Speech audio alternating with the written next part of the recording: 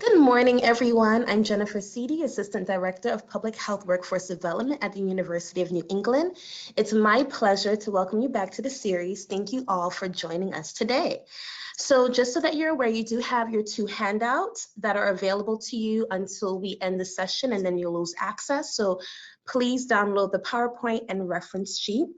At the end of the session, a survey will be launched as last time, and I want to thank you for participating in that. Remember that you can type your questions into the chat box, or you can use the questions section. And if you have any, when we do get to the question Q&A portion of the webinar, and you would like to voice your comment or questions, feel free to raise your hand and I will unmute you. Seeing that we have the same attendees from our last session, let's just delve right into today's content. Dr. Arsenal, welcome back and thank you. Thank you.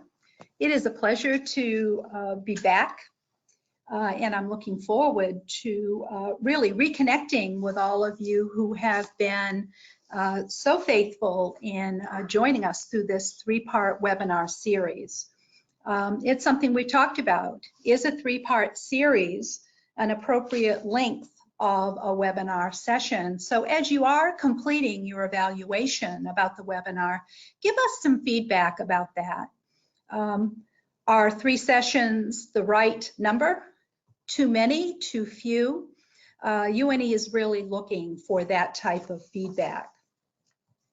So let's get going on our content for session 3. Today we're going to be talking about overall performance management when it comes to managing organizational finances. We'll look at financial controls that are in place in most organizations. We'll get into a lot of detail about the process of budget variance analyses and how do you develop a corrective action plan if your budget perhaps is not lining up with what you thought it was going to be when you prepared the budget as a department director or supervisor. By way of a reminder, the purpose of this webinar is really for public health professionals who have a limited knowledge about financial management and budgeting and want to learn more and perhaps are interested in advancing their skills to assume a leadership role. The audience is public health professionals, nurses, physicians, and others who do have a limited knowledge but are interested in expanding that knowledge. Let's briefly touch upon session 1 and session 2, and that will bring us to session 3. In session 1, we looked at the importance of financial management and budgeting within the context of the overall strategic planning process of an organization. It is not a separate track in any organization. It is part of the inner workings of an organization and really is driven by the mission and vision of that particular organization. We looked at the various public health systems within the United States, and it is through that systems that we have sources of funds for the delivery of public health services, including private funds and grants. We then specifically looked at a statement of financial position for an organization, sometimes called the balance sheet. And we looked at the income statement for an organization, which is really a statement of how the organization is operating.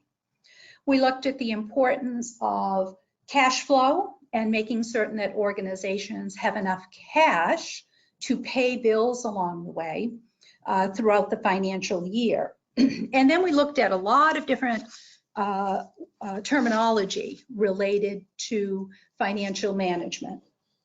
And then in session 2, we jumped right into budgets and budgeting. We looked at the operating budget, the capital budget, the statistical budget that really drives other budgets in the organization. And all of those budgets roll up into a master budget. And we also looked at budgeting terminology. We ended our session the last time by beginning to talk about performance budgets. And I want to spend just a moment talking about that this morning. We really didn't have enough time the last time to talk about that. And more in organizations, having performance budgets are the norm. So we'll get to that in a moment. Our learning objectives this week is to understand the importance of financial performance and the management of that performance in organizations. And that is done through financial controls, such as budget variance analyses, and then the implementation of corrective action plans to support the overall budgeting process in an organization. For those of you who were on the phone 2 weeks ago or participating in this webinar 2 weeks ago, I showed a picture of my youngest grandson. So this week I have to show a picture of my other grandson. And I'll start by saying we're not going to be able to do justice to budget variance analysis in the short time we have today. So we'll give it our best shot, but do understand that we are only looking at the tip of the iceberg. And so my oldest grandson always says to me, "Nana, what do you do anyway?" He has a hard time conceptualizing what it is to go to school online. And so when I try to talk with him about that, he shakes his head and says, "I still don't know what you do." So this is my grandson, Jesse. So let's move on to performance management in terms of the world of finance. What does that mean? Well, actually, I think about it like an airplane. And I can't believe I found this graphic that happens to show all of the controls on an airplane, which I know nothing about, by the way. Perhaps some of you are aviation people, but there are many controls on an aircraft that keep the plane flying right side up, level, at the right altitude. And those controls are manipulated, changed, when and if the pilot, in this case, wants to see mid-course corrections. And so I use that graphic to really demonstrate that's financial controls from an aircraft point of view. And one of the tools that can help organizations support financial controls are budget variance analyses. And we're going to get into the details of that in just a few minutes. And then once an organization identifies variables in terms of the budget, how are corrective action plans put into place so the plane keeps flying straight and right side up and is appropriately going left or right depending upon the plan for the aircraft. And so I think this is a great graphic thinking about how do we keep the finances of an organization flying like an airplane, if you will. So let's assume that you have prepared your department budget beginning and that department budget began in September. Now that would be an unusual month for a new budget to start, but it's not unheard of. So we're just going to pretend that your organization's budget was approved by your board of directors or by your city council. Remember, someone has that ultimate authority for your budget in your organization. Perhaps it is your grantor, the organization that provided you grant funds. That's all been approved, and the month of September was your first month of experience, so to speak. Budgeting is not over just because you have a budget. Budgeting never ends. It is always some progress, if you will, in progress. It never ends. So now part of the budgeting process is about managing and controlling your departmental work and operations in alignment with the budget that was approved by your governing board or your city council or whatever body has that authority.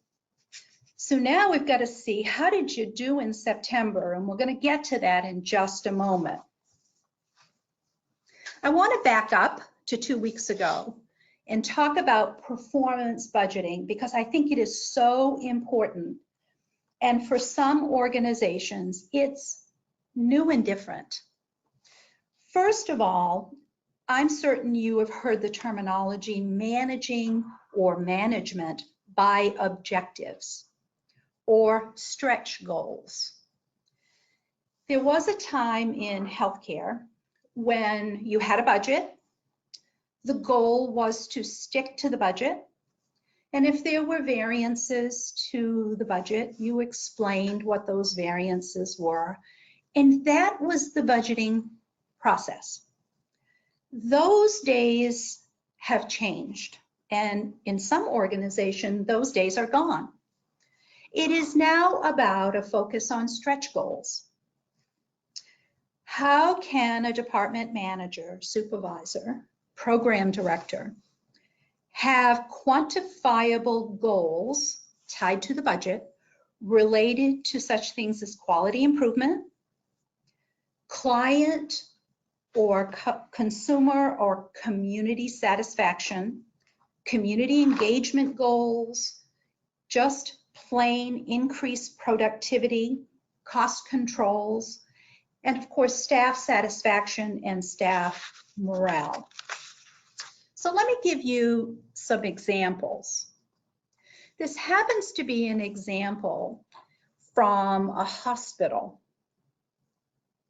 The manager of a particular nursing department in a hospital has a budget and worries about staffing and how many patients that particular nursing unit has to take care of, the supplies that are required, and so forth. In the world of performance budgeting, there's a new set of expectations, if you will, and that is someone in a managerial role, through stretch goals, must have additional goals related to the areas that I just mentioned: quality improvement, patient satisfaction, staff satisfaction, gaining productivity ground within their particular department. So let me give you just a couple of quick examples from this slide. A department manager may set a stretch goal for the upcoming year to decrease staff turnover by 25%. And so that manager has trend information from the last couple of years. Perhaps on that particular nursing unit, the turnover rate has been 12%, 20%. The manager of that department says, we have to get our turnover down, and by doing that, we will save money. And so the manager has to quantify through the budgeting process, how will I do that and how much money will I save? Obviously, the ultimate goal is staff turnover in any organization is never good. So this department manager has set a stretch goal of reducing turnover by 25% and has quantified that that will save $12,000. Now, the numbers are really not important. It is really the concept that I think is important. The budget in organizations is no longer the budget, and you budget, you set the budget aside, you take a look at it once a month, and hopefully the numbers line up. Because we all know in healthcare, in public health, every year our resources dwindle. And we know it's not the way it should be. We should be investing more in keeping our communities healthy, but that's not the way of the world right now.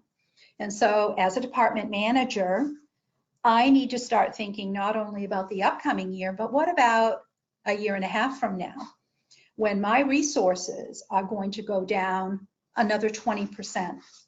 Maybe the grant sources that I have been relying on will also dry up, if you will. So how am I going to respond to those changes? And one way to do that is to have performance budgeting built in as a management expectation, where I, as a program director, begin thinking ahead of time, how can I make changes in how we are delivering services to the community? How can we make those changes now and have a positive budget variance, and still, instead of scrambling a year from now trying to figure out how we're going to respond to the environment. So I thought it was important to revisit the performance budgeting concept, because it is the reality in most healthcare organizations today. I hope that's helpful. I've already mentioned that budgeting never stops. We're always budgeting and carrying out the controlling and managing aspects of the budgeting process. It's how we control operations within an organization. And so what we look at continuously is what were the actual results in comparison to what we planned for. So your new budget started last month. How did you do actually in relation to what you planned for? And let's say your plan, for whatever reason, didn't materialize. Your actual results were over budget, let's say. So what can you do? Well, you can't ignore it. So you need to have a plan to get back on budget. You need to make up ground because you didn't hit your budget targets last month. Or in some organizations, there are mechanisms for revising budgets if a major oops has been identified. That doesn't happen too often. Most organizations don't have a lot of ability to go back and revise budgets once they've been set in motion. And so then it is a matter of what is the tolerance level in your organization for budget variances, and we'll talk more about that in a moment. Hopefully through the budget process, we have really looked at the whole potential of divergent goals in an organization, and we took a look at this 2 weeks ago. But even as you enter your budget season, and you are now looking at last month and how you did, the organization's goals are to keep costs down, to not have variances to that budget, to get back on track if there are variances, and sort of like you got to stick to the budget, where perhaps you or your program manager or director, you're trying to figure out how to meet your program demands. You're trying to maintain staff morale, obviously, and you're trying to minimize the amount of time you have to spend focusing on budget corrective action planning. More focus on the delivery of care in the community and less on finances. So these are really divergent goals. But the trick in an organization is, how do we bring everybody to the same table? It's about serving the community. It's about the survival of your organization and how can your organization thrive in the future and be an employer of choice. There also needs to be on the table a realistic expectation of what's possible and what is not. And we'll talk about that in a moment, particularly when there are variances that are discovered where new information has happened that makes the budget that was prepared for a particular program or department no longer valid. Something has happened out of the blue and out of the control of the department manager. And so then how does the organization respond to that? We're going to touch on some terminology. I'm not going to spend too much time on this because I will explain more the terminology as we get into some examples. But I do want to start with the word justification. I'm certain that there are some of you on participating in the webinar right now who have to do budget variance justification every month. The word justification in the world of financial management has really negative connotations. And the budget variance process and developing corrective action plans should not be negative. It is not about department managers battling against the finance people in an organization. It's coming together and figuring out, we had a budget, it was solid, there was a lot of preparatory work that was done, we did a lot of analysis, we looked at a lot of trend information, we put together a solid budget. So what is different in the last few months? What's changed? So it's not just about justifying a budget variance. And I think too often in organizations, that's what a budget variance analysis process has turned into. Department manager saying, this is what happened, it's out of my control. And someone in the finance office says, you've got to do better, this is not acceptable. And that's the last thing an organization wants to set forth in terms of the culture. It is about working as a team to figure out how can we best manage our finances.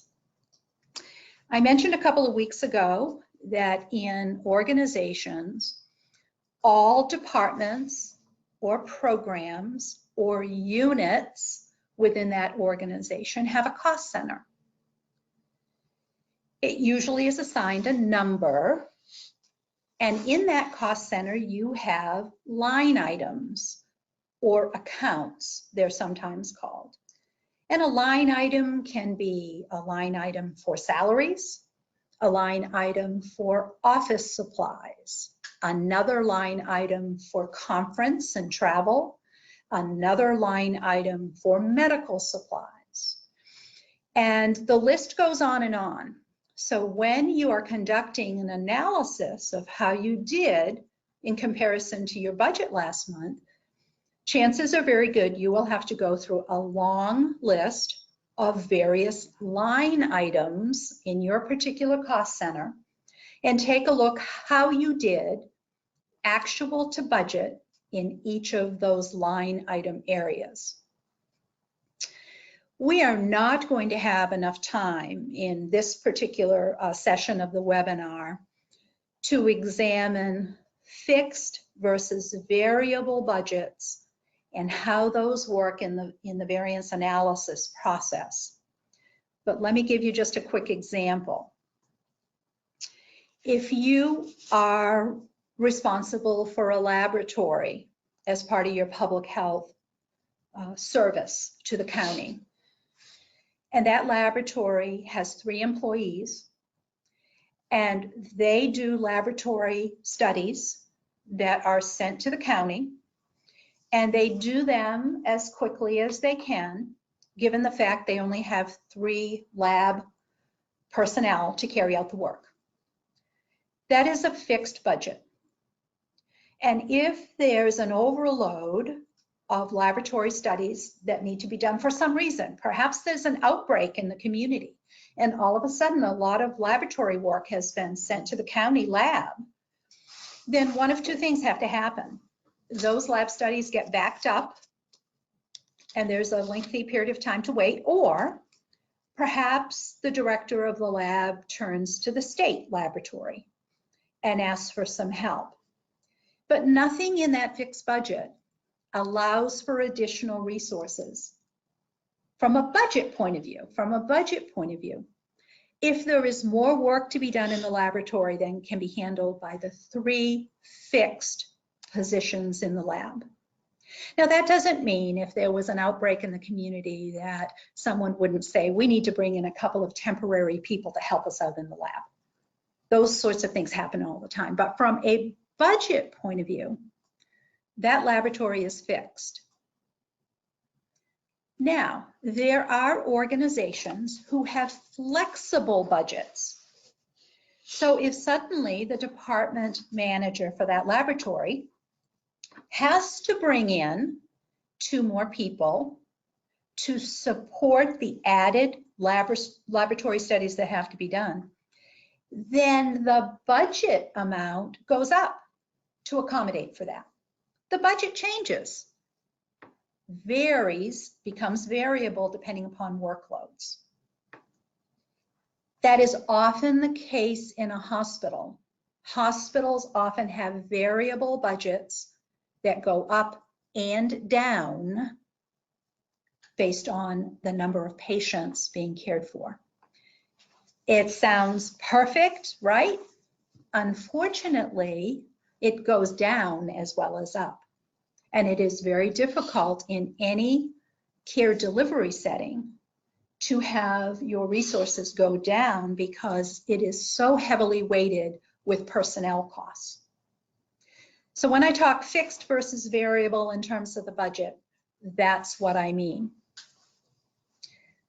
2 weeks ago, we very briefly talked about the terminology, favorable and unfavorable variances. Some organizations use positive variances and negative variances. Either way, the terminology means you went over budget or you came in under budget. And we'll have some examples here in a moment. And obviously, budget variance analysis is taking a look at why did you have a variance? Why did you vary from your budget? What were all the variables? Then there are controllable versus uncontrollable costs. You prepare a budget based on the best information you have. But then there is a natural disaster in your community. There's a hurricane. Let's say you work in a hospital. You are a manager of a patient care unit in a hospital. Through that natural disaster, your costs go up, no question.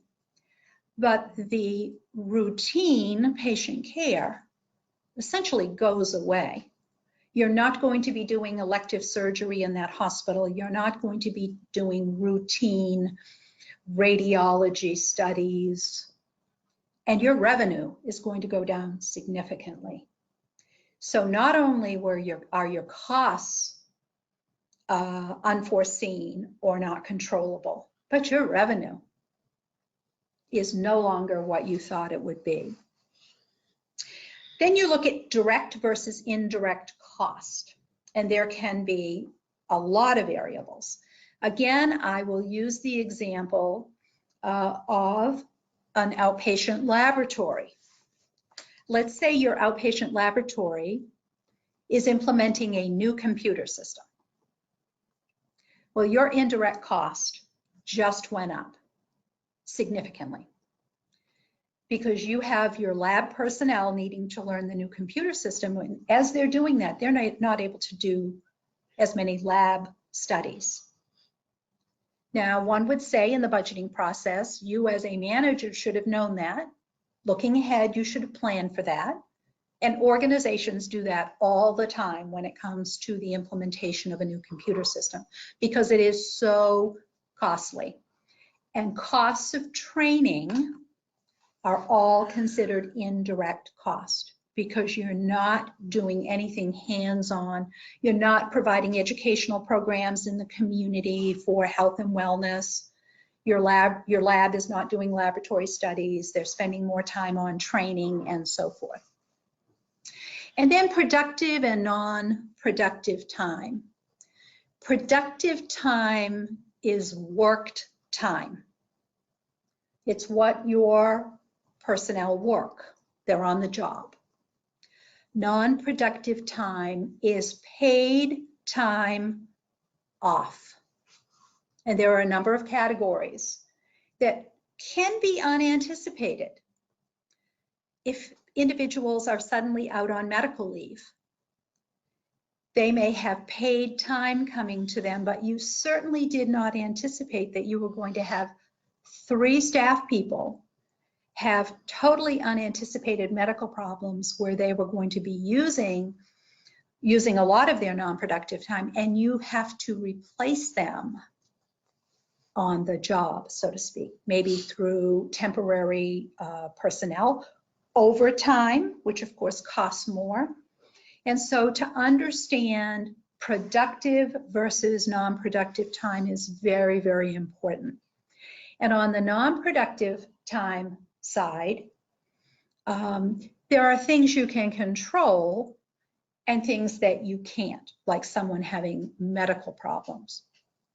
I have worked in organizations, I have joined organizations in an administrative role only to learn that I'll give you a live example that I couldn't quite believe.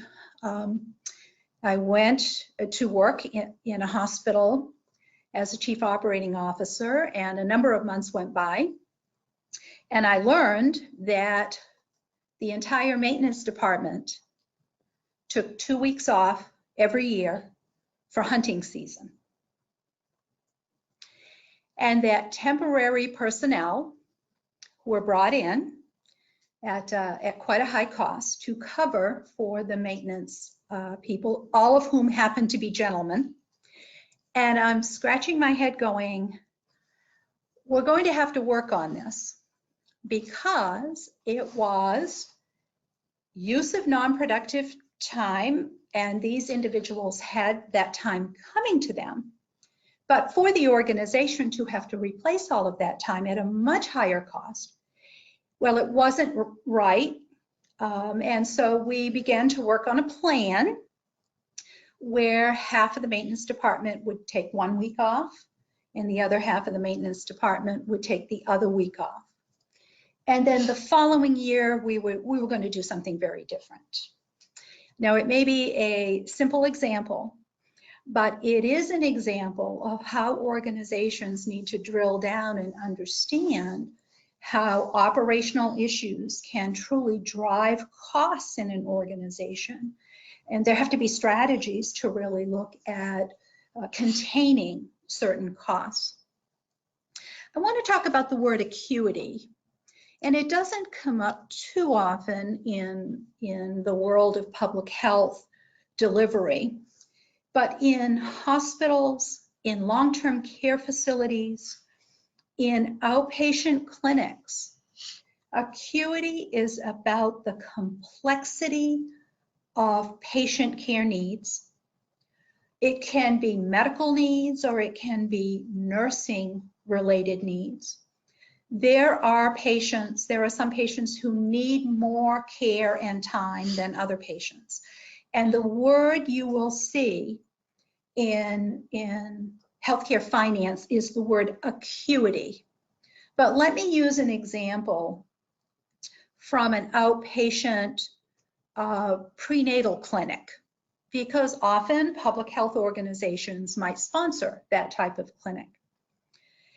If you budgeted for that prenatal clinic a certain amount of time per clinic visit that your providers will be spending, and you determined that you needed 2 physicians and 3 nurse practitioners in that clinic, and halfway through the budget year, suddenly your providers, your physicians and your nurse practitioners are seeing a significant increase in women coming to the clinic with many psychosocial issues, substance abuse issues, and your providers are spending a lot more time with those patients.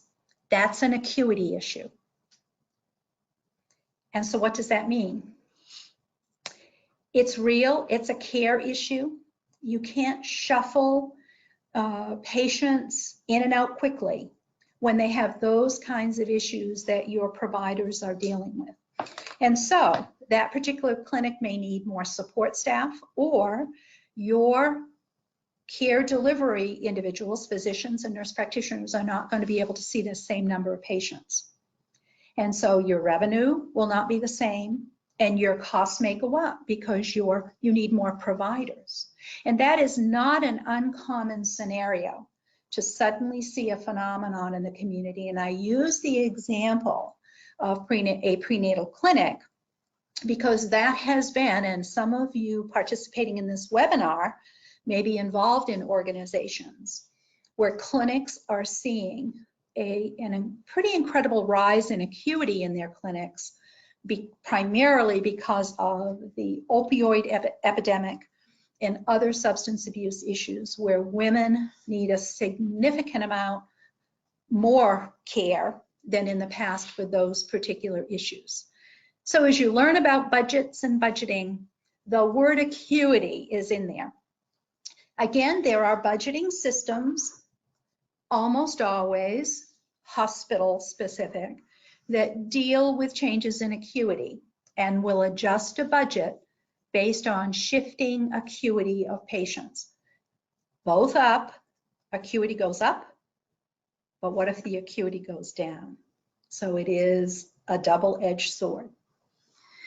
In most organizations, managers and department directors are not doing a variance analysis on every line item in their budget. And it's called exception reporting. Organizations will set up parameters as to what is material, the concept of materiality. What is important when it comes to looking at a budget analysis? You may have a total budget for your department of $48,000 a month. Those are your expenses. In all likelihood, your organization is not going to ask you to explain in writing why you spent $20 more the previous month on office supplies. They're really not going to ask you to do that, I hope.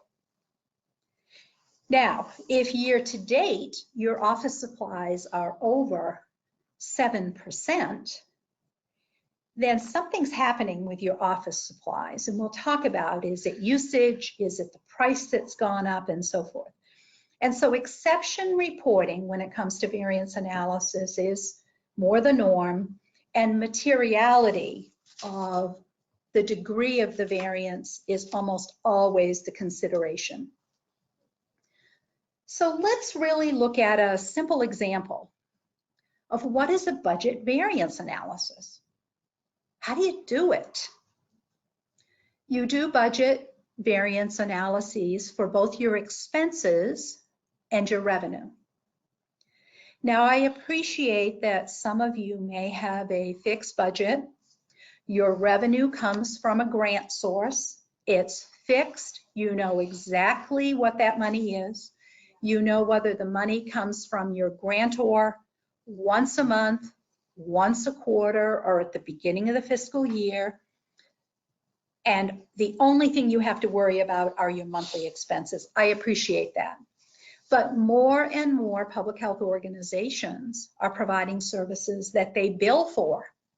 They have monthly revenue coming in from third-party payers, Medicaid, Blue Cross, other insurances.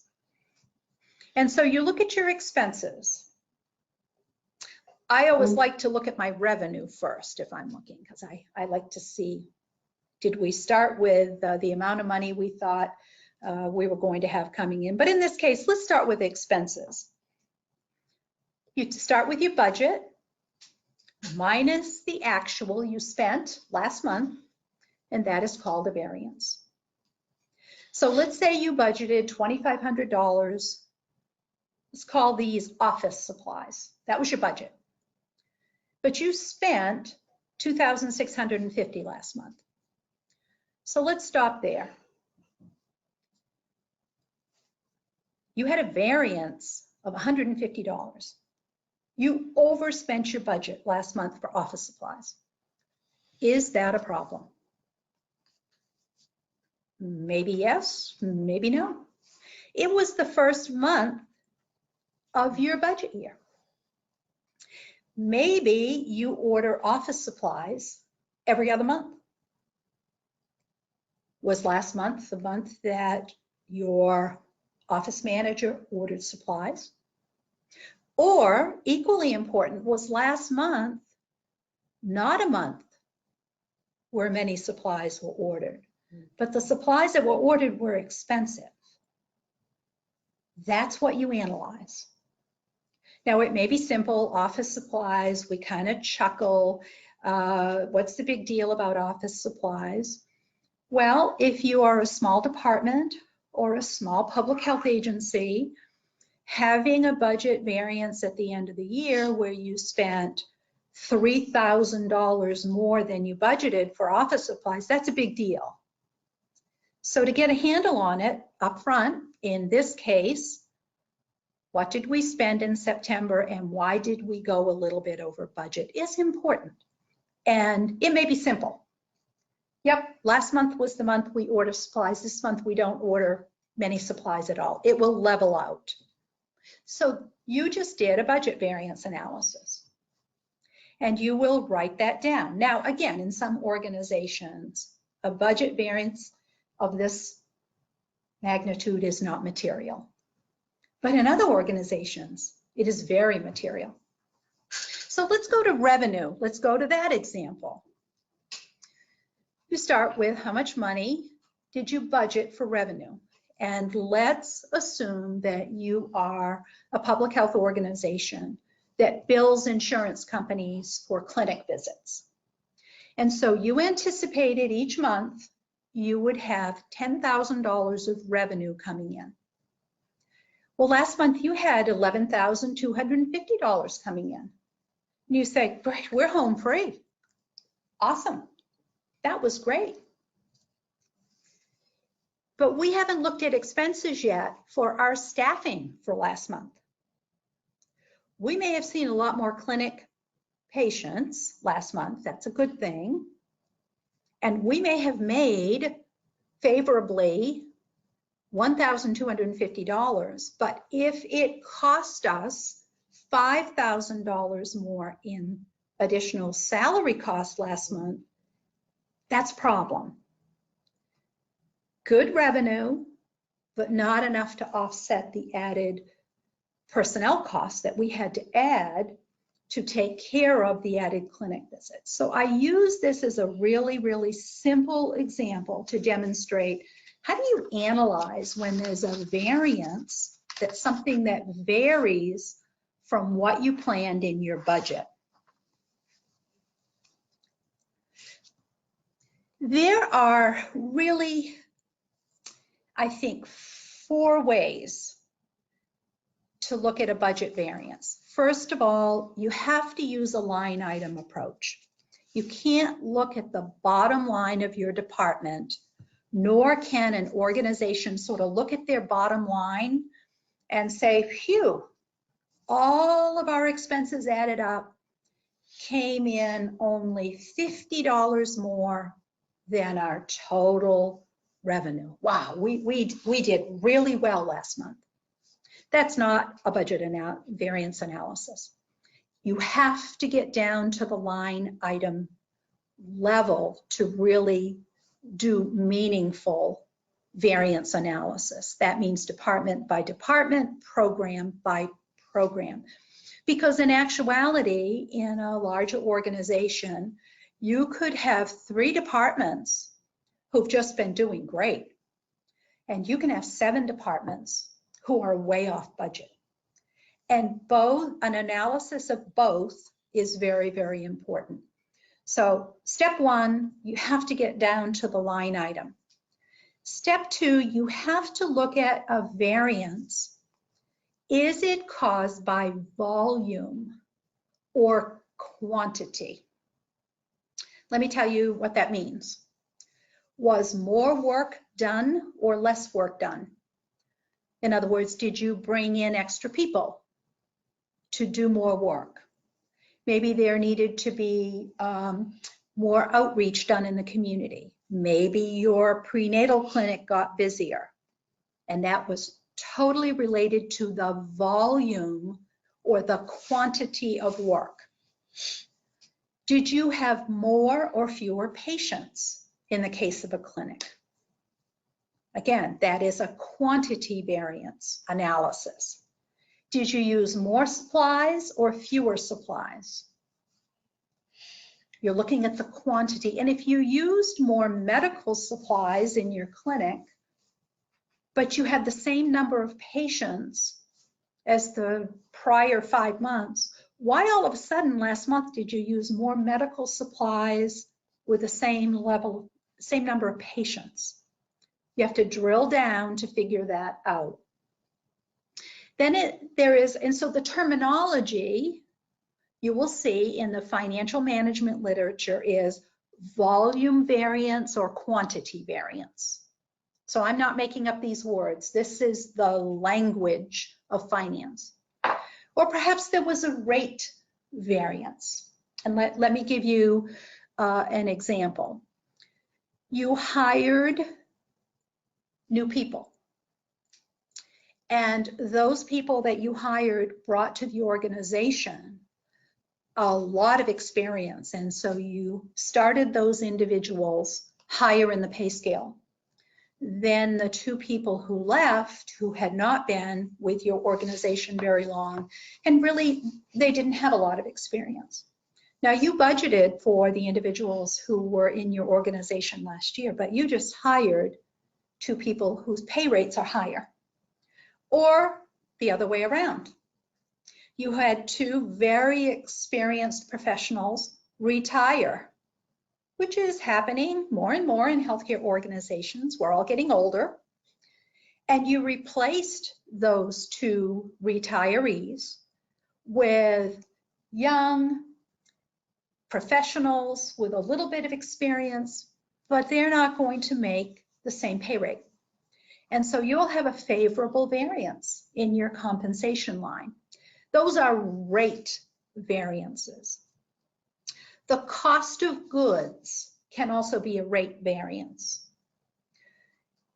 This is something really challenging for department managers because you're normally not in the world of purchasing.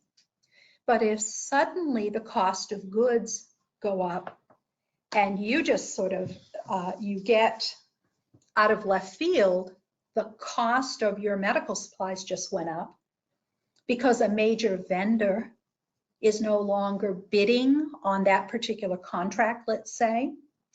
It is, the better example, I believe, is, of course, pharmaceuticals. It is nearly impossible to predict year to year what the increase is going to be if you happen to use pharmaceuticals in your program. Again, let's say it's an outpatient clinic that you're managing. So those are rate variances. And so when you see that your medical supply line item costs were above budget, you need to determine through reports, did you use more medical supplies because you had more patients, or did the cost of those medical supplies go up and you didn't know it? And then the acuity variance. We've already talked about acuity. Are you seeing more complex or less complex patients? And then those things that are totally unexpected. You have a piece of equipment. Let's say it is your machine where you check cholesterol levels when you're doing screening in the community. And suddenly that fairly new machine needs major repairs. And you didn't budget for it because who would have anticipated that that fairly new machine would need repairs? It's no longer on warranty. It happens all the time in the delivery of healthcare. We all do our best in trying to anticipate what repairs are going to be, but sometimes you just can't. Those are uncontrollable unanticipated costs. Let's talk about the tools that are available in organizations to look at variances. There are all kinds of reports. There are summary reports of your payroll. There are departmental reports telling you about utilization, payroll reports that come out of human resources or the payroll department, and revenue reports that come from your financial folks.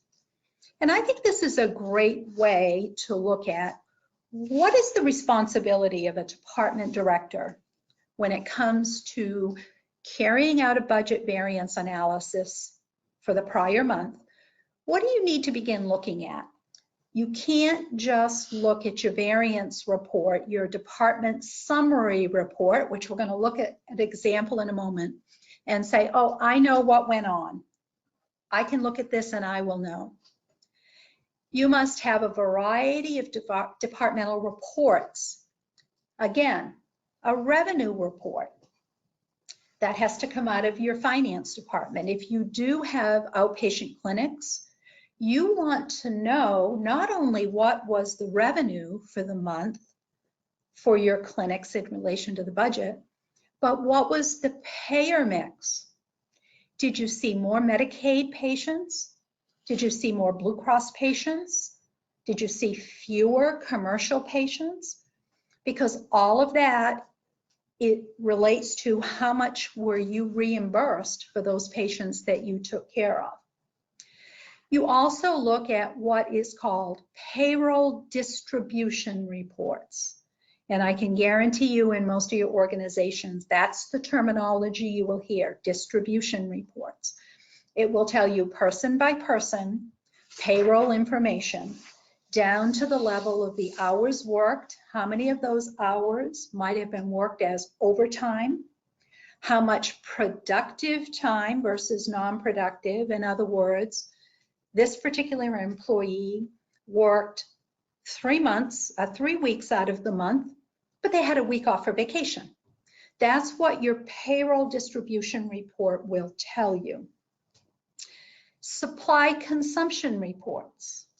This can be for medical supplies, it can be for office supplies. And I know when I have worked with managers in my administrative career, this is a lot of work to go through all of these reports, but very important. You look at a supply consumption report and you suddenly see supply items that you don't even use in your department. Saying, why am I being charged for these things in my department? I don't even know what these supply items are. Because your central supply or your central distribution department, if you are a large organization, whether you're a hospital or a governmental agency, part of a municipality, someone may have made a mistake and charged certain supply items to your department inadvertently. And the only way to pick up on that is if the manager of the department really combs through their distribution reports. The same is true for accounts payable. Accounts payable is the report that comes from someone in your organization who pays invoices. That's what accounts payable is, paying invoices for goods and services. And if you look at accounts payable report, and charged to your particular department is a piece of equipment, maybe it costs $300, and you say, I didn't buy anything last month for $300 from my department. Oops, the wrong cost center number was placed on this invoice. It was a mistake. We'll get it corrected. And then you get into very specific supply consumption reports that you just sometimes want to pull your hair out and say, this is a lot of detail, but very important. If you are in a hospital, the laundry and linen usage report, which is usually several inches thick, if you have a hard copy, is probably the last thing you want to look at as a department manager, but it's very important Because in a hospital, the use of laundry and linen is a very costly part of the operation. Again, if you sponsor an outpatient clinic, you are going to use linen to some degree in that clinic. And it's important to look at usage. It's important to look at wastage. Is linen disappearing for whatever reason, and you're having to replace, I was just about to say the word Johnnies. No one will know what Johnnies are anymore, but gowns that you provide patients if they're going to have a physical exam that tells you how old I am. And suddenly your Johnnies are being replaced left and right. What's happening? Are they being inadvertently thrown in the trash? Those things can happen in a very busy clinic. And so here are the myriad of reports that department managers have to deal with every month as they conduct their budget variance analysis. You know, it's sort of like being a private detective. You have to drill down and look at all these variables as you identify within your particular department or organization, where are the costs coming from, and are they in alignment with the budget plan? And if not, why? That's essentially what a budget variance analysis does. So now we're going to look at a real live example. I hope you can see this okay. Up at the top, this is a make-believe medical center. Most monthly reports in an organization are set up this way. With the it says current month, and what that means is last month. The previous month we have information for. Current month on the left, and the year to date on the right. Now, as I quickly look at this, this is I would guess this is a departmental report that's halfway through the year. Because if you look at the actual on the left and compare it to year to date, I think that's pretty much the breakdown. So if I were presented with this and seeing it for the first time, as you are seeing this for the first time, this is what I'd look at. I would start with, now if I was responsible for this department, I would immediately look at the current month. How did I do last month? That's where my eyes would be drawn. And I look and I would say, okay, what happened to my revenue? So let's look at the bottom line revenue. Again, this example happens to come from a hospital that does both inpatient and outpatient work. My inpatient revenue was $30,000 below budget. I thought it was going to be $100,000, and I only had revenue of $70,000. As the department manager, let's say, pick any department, I say to myself, but I don't think we were any less busy last month. It didn't feel that way. We had as many patients as we always have. If this were a laboratory, well, this is inpatient, outpatient, so obviously it is a department in a hospital that does patient care versus laboratory studies. And then I look at my outpatient, and yeah, my outpatient is right on budget. That's good. But what happened to my revenue for the month? So I put off to the side question number one. Question number one, what happened to my inpatient revenue? I've got to investigate that. Then I get down to my expenses. How are we doing? Well, we're really right on budget for our salaries. And along with that, your employee benefits almost always track exactly with your salaries. But our supply costs went down, so we were actually favorable $3,000 for our supplies. Boy, that tells me maybe we didn't have as many patients last month because we didn't use as many supplies. And then there are purchased services. We didn't use as many of those. Our repairs were pretty close. So what really happened when all was said and done? We made up a little ground in our direct expenses, but total we were still off.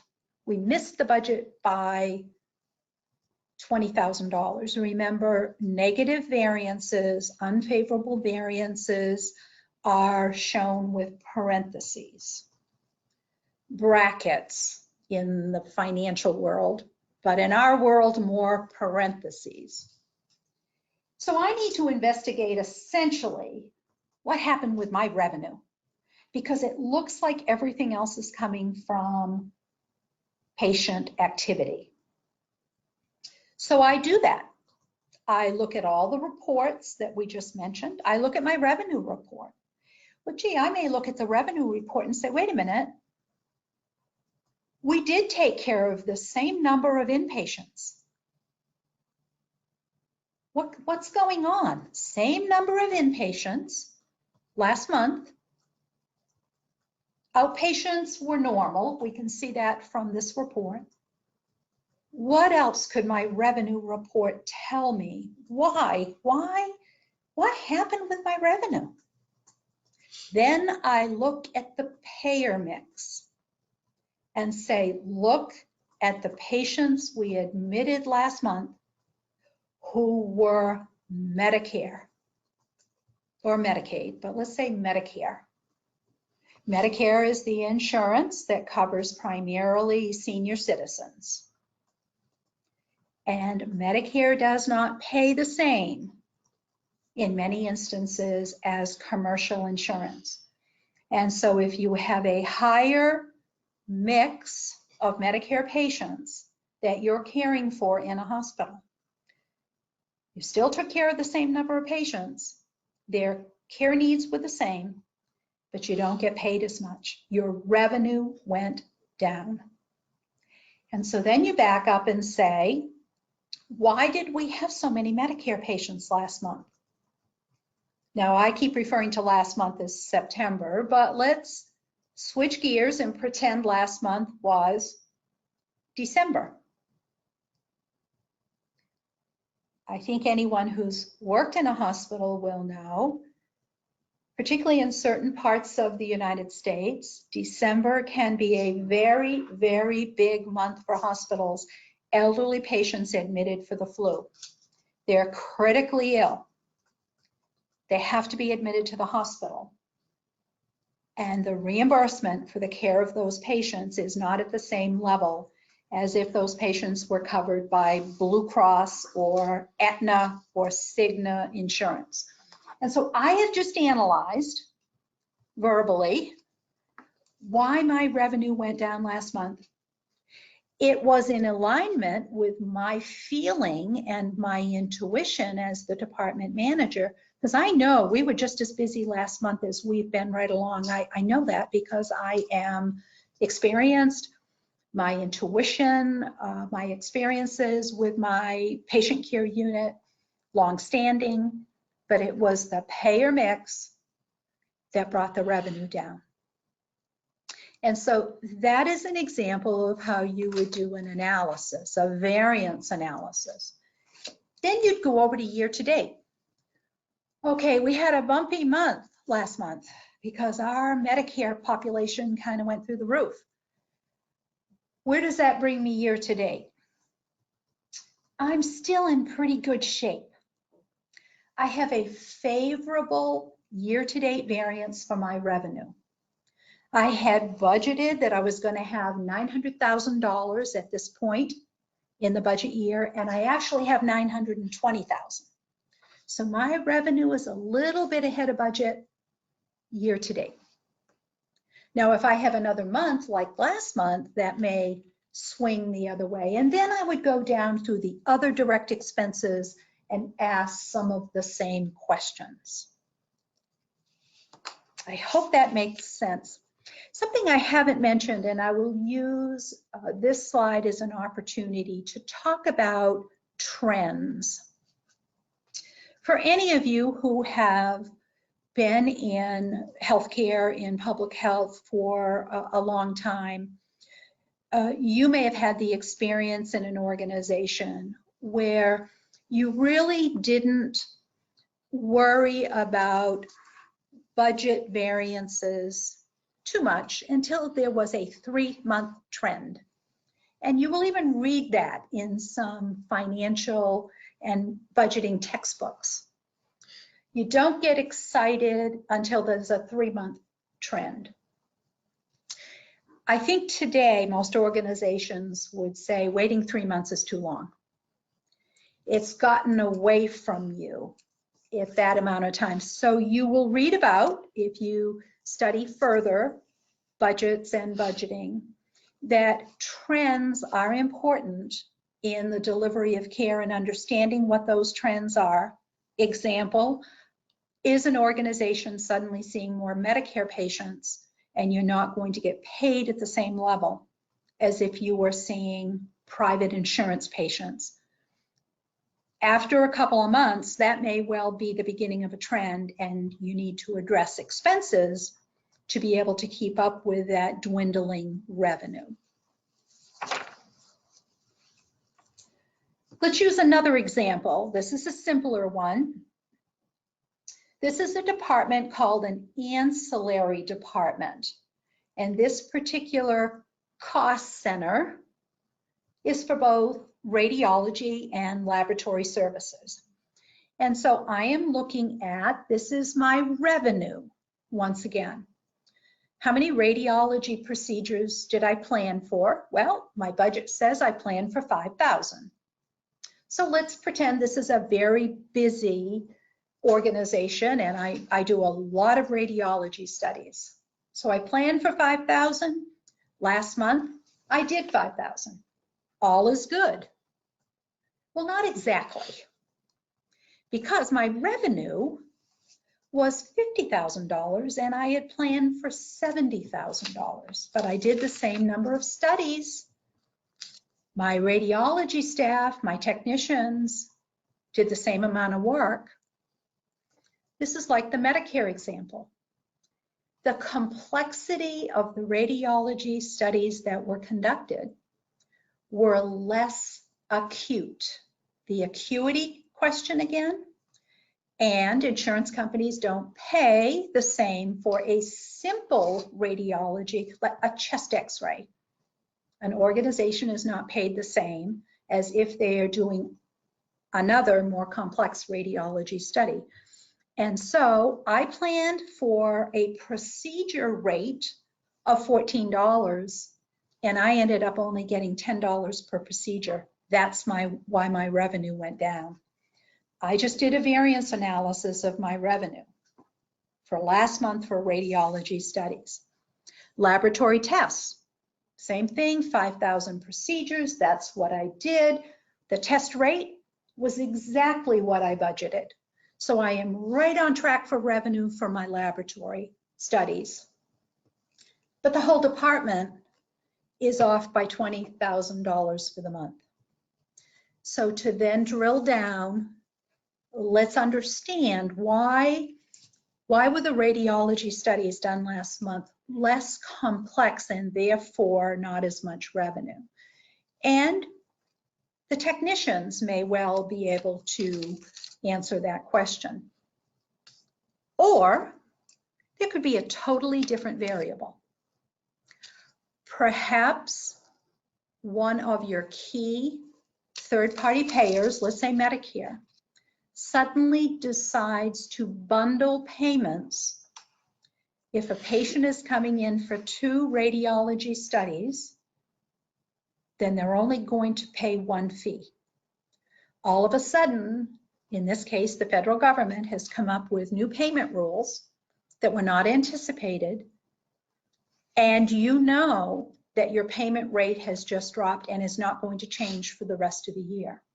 And so by the end of the year, there's going to be a significant decrease in revenue from the radiology department. That kind of issue is something as a department manager, you would be quickly having a discussion with administration in your organization saying, we have a problem. We have a huge financial issue that has come out of nowhere, and we need to figure out how to respond to it together. I have another example. It's very much like the one I shared before, so I'm not going to go into the details, but you have it as an example if you decide to keep these slides, because I want to spend the time we have left talking about financial controls, action plans. Again, most organizations have a corridor of variance in which a department manager needs to respond. It can be a percentage, it can be an amount of money. In other words, if you go over budget or under budget more than 3%, you have to provide a written report of why. Exception reports allow department managers to not have to write about every single line item, particularly if there is a dollar amount of, you don't have to justify anything that's more or less than $50. Organizations have other financial controls that you all get to deal with probably all the time. Things like purchasing authorizations. Not everyone in an organization can just go out and buy anything or order everything. Authorization levels. In other words, a department manager can make purchases of anything less than $500, but anything from $500 to $1,500 has to go to the administrative director. And anything over that has to be the CEO of the organization, or in the case of a municipality, has to be the town manager or the city mayor, whatever your structure is. Hiring approvals and payroll compensation authorizations are another financial control. When you hire someone into your organization, you can't just pay them whatever you want.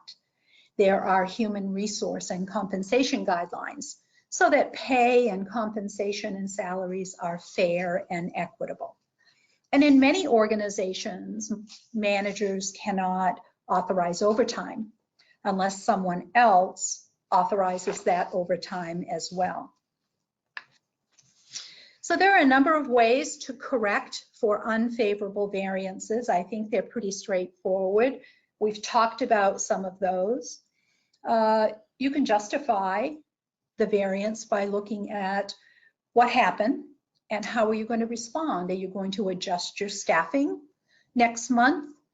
Are you going to, because of a budget situation where maybe the budget has just really gone awry, your recommendation to your supervisor is that you curtail all discretionary funding, spending for the next couple of months until you see how the budget is going to unfold.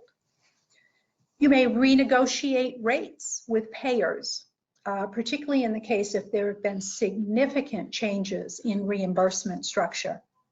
And the things that we don't want to talk about is reducing services to the community.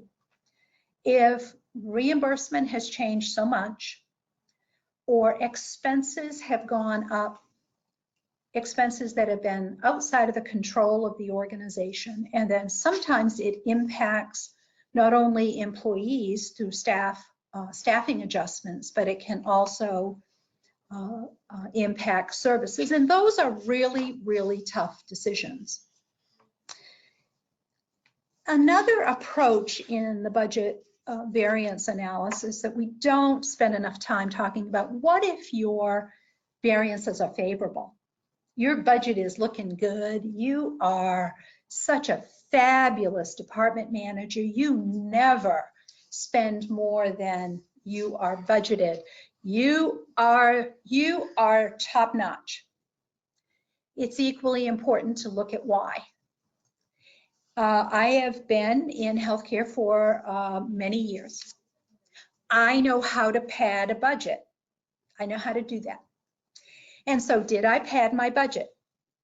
So I didn't really have to worry about all this budget variance analysis stuff. And I say that tongue in cheek, but I just did a really good job making sure I had plenty of money in my budget.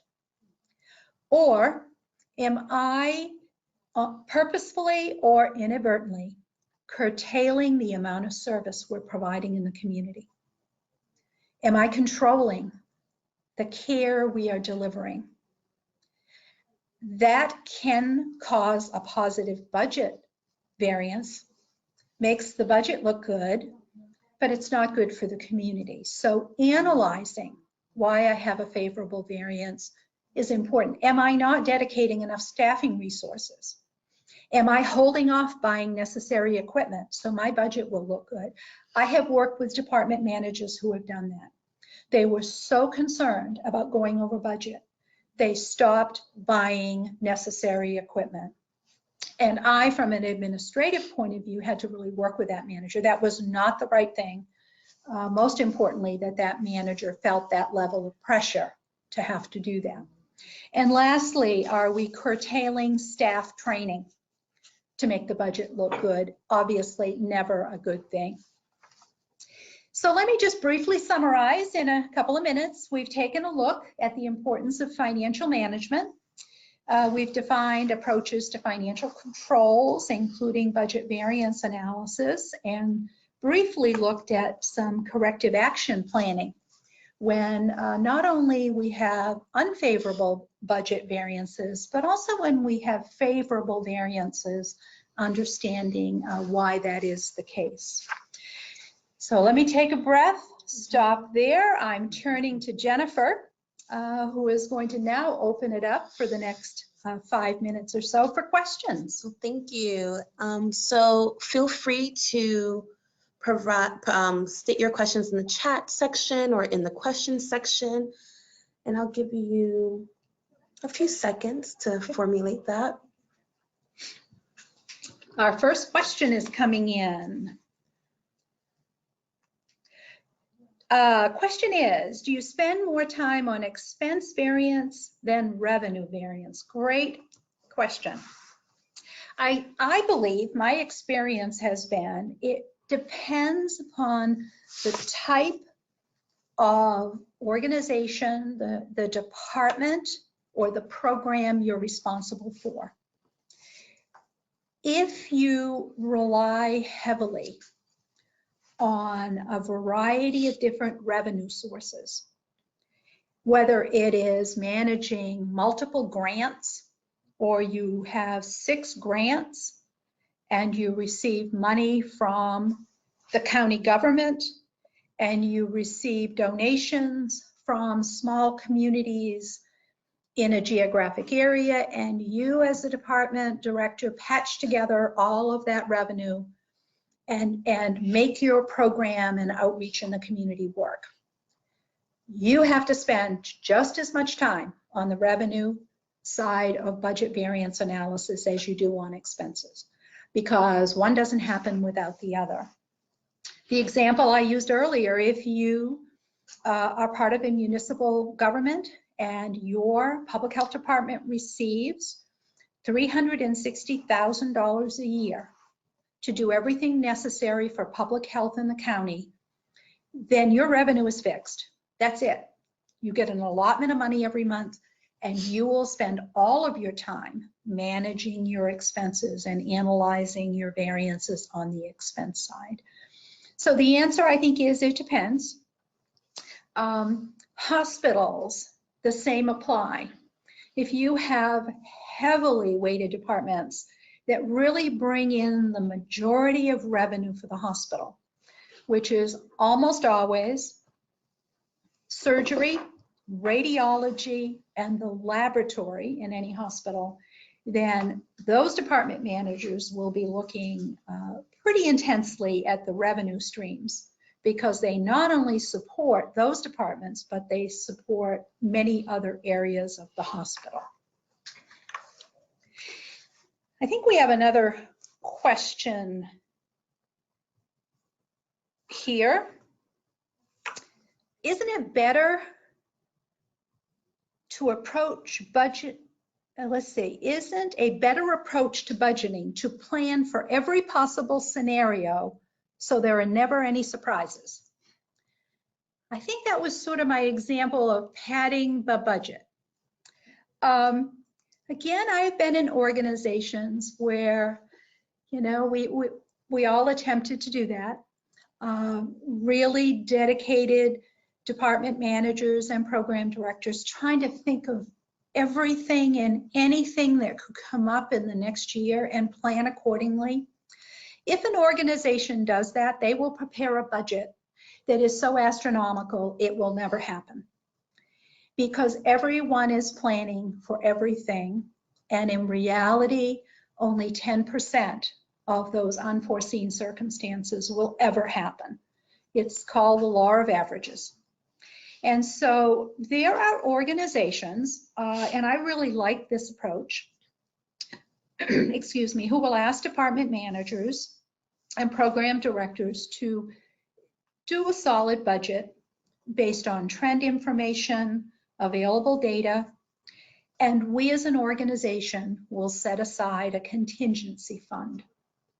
And from that contingency fund, we will fund outside of your department budget things like, and they will list out what will be those exception areas. And I have found in organizations, for everyone who has managerial and administrative responsibility, that can be a big sigh of relief. I don't have to try to think of everything that could possibly happen and prepare a totally unrealistic, unaffordable budget. So I think our time has worked out well. Yes. Let me turn this right back to Jennifer. Dr. Arsenault, thank you so very much. The extensive work you put into this webinar was apparent. Your real life examples and personal experience was incorporated well. One more slide. Thank you. That aligns a little bit better with my speech. Thank you so much for just this well-developed and executed webinar. Thank you on behalf of GPPH. And also thank you to all of you for joining session 3. Many of you participated in more than one session. For that, I am grateful. Our goal is to bring relevant and accessible content to you. So I encourage you to take our short survey at the end of this webinar. We intend to deliver at least 3 webinars to you each year, so freely suggest topic areas that interest you. I wish you all a great week ahead. Thank you and goodbye.